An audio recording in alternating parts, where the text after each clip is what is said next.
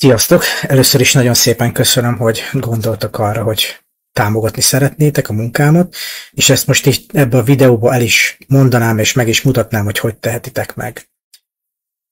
Most már úgyis tudjátok a weboldalnak a címét, ezt be a leírásba is beteszem.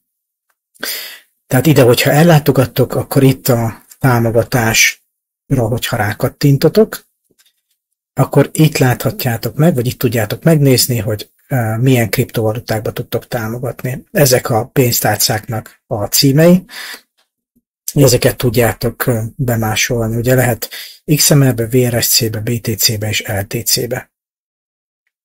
És tényleg nagyon szépen köszönöm, hogy erre gondoltatok. Ez az egyik lehetőség. Másik lehetőség pedig, ha már a YouTube csatornánál vagytok, akkor ugye megnyomjátok a feliratkozás gombot, ezzel is tudtok támogatni.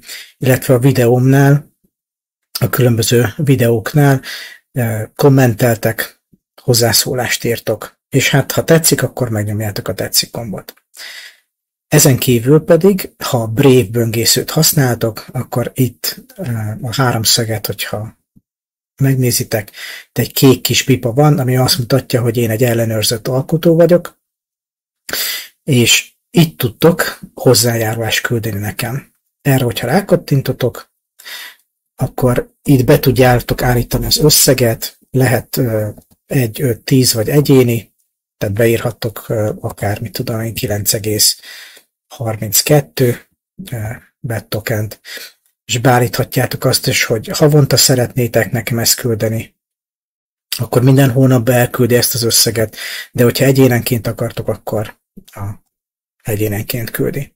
Ugye én az Upholdnál vagyok regisztrálva. Most erre azért nem fogok rányomni két okból.